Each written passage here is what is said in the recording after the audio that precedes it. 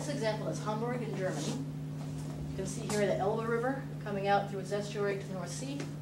And here's the city of Hamburg right here. Up on a big glacial moraine. On this side, so the city is actually quite high, the old city. And the new city is down here on this island called Wilhelmsburg. This is the main levee, which parallels that moraine, the edge of that moraine. And this is a new city district, which was warehouses and port activity. Hamburg, unlike Rotterdam, has decided to try to keep its port in the city rather than move it out to the sea. That's a big economic, cultural, and political decision. The city, in Germany there are these city-states still.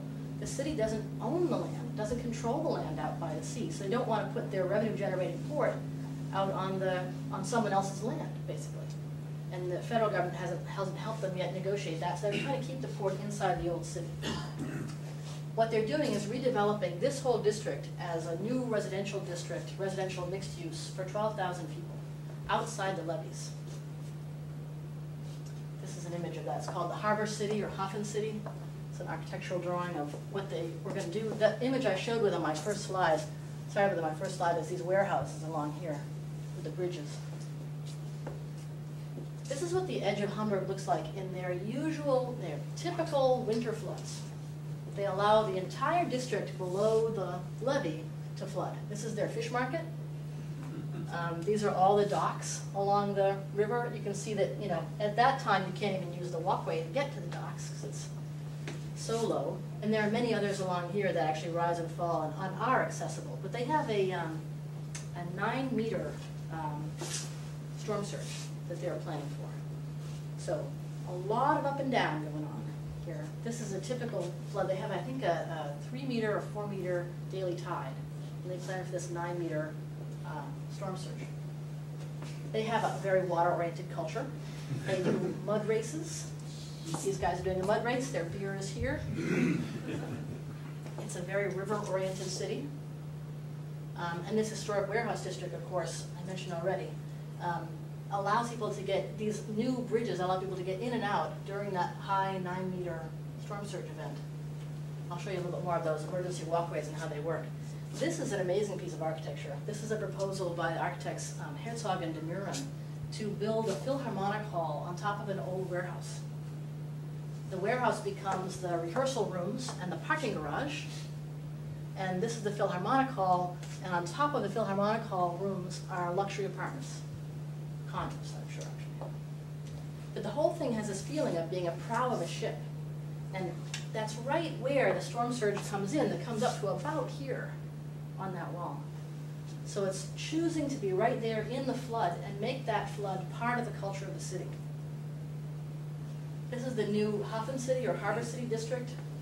They've hardened not only the wall that's set up to take the typical daily tidal flood, which goes to about here, but they've also hardened the first floor of these new buildings to make it a batter wall for that 9-meter storm surge to be able to be absorbed in it. It looks like this. I don't know how this will clearly show, but the level of buildings is 7.5 meters. The level of the harbor is 5.3. The low tide is, at this point, I'm just going to show a visualization of that. The high tide is here at 2 meters, and the storm flood is there at 6.5 meters. So, pretty impressive that they're planning for that kind of change.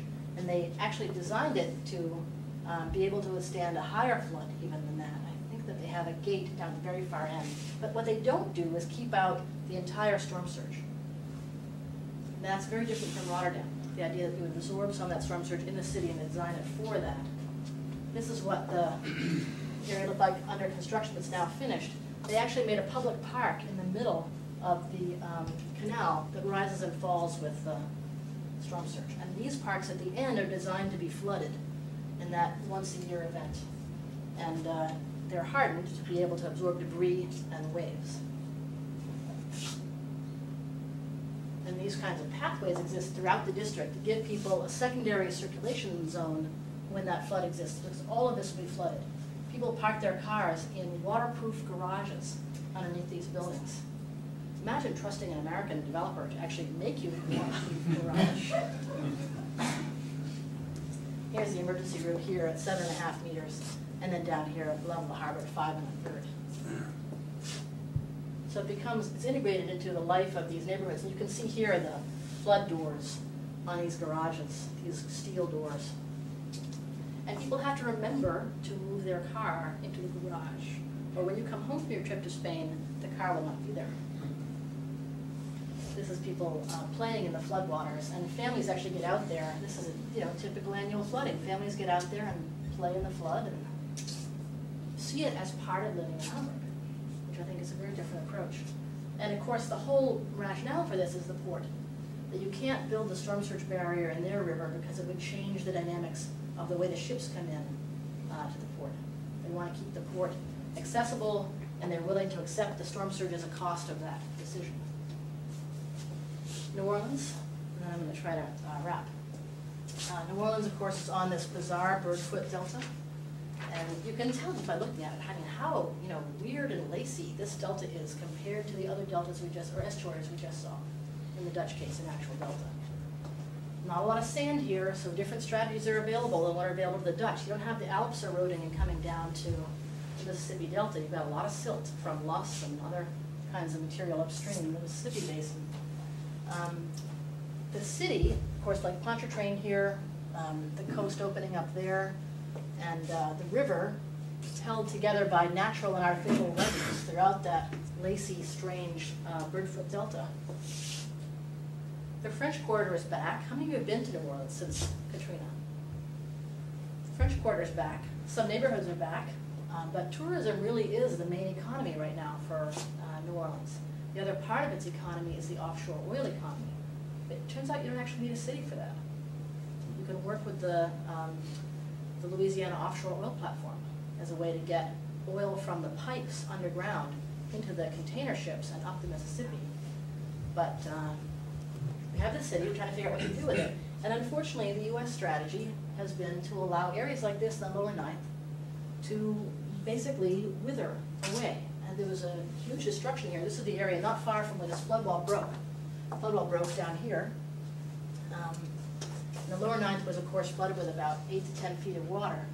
They've replaced the flood wall on the canal, but they haven't really replaced any street signs or fire hydrants.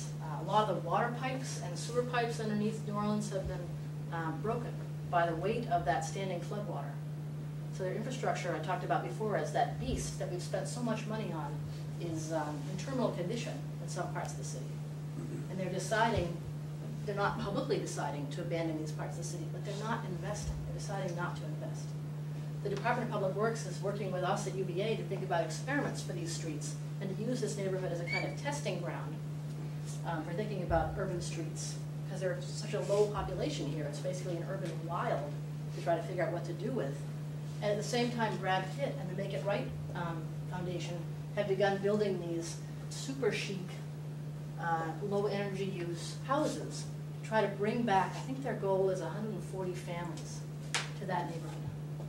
But that's not the population of the old Lower Ninth. It's kind of an oasis where they're bringing back people who actually used to live there, which I give them a lot of credit for, into homes that are brand new homes, all of which are now raised at least 8 feet above grade.